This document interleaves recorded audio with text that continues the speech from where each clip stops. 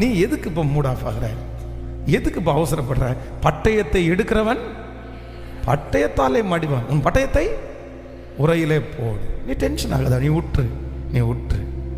முதல் மிசைதான் ராஜாவுக்கு முன்பாக உத்தரவு சொல்ல நிற்கையில் ஒருவனும் என்னோடு கூடவில்லை, ஆனால் கர்த்தரோ எனக்கு ஆதரவாக இருந்தார்.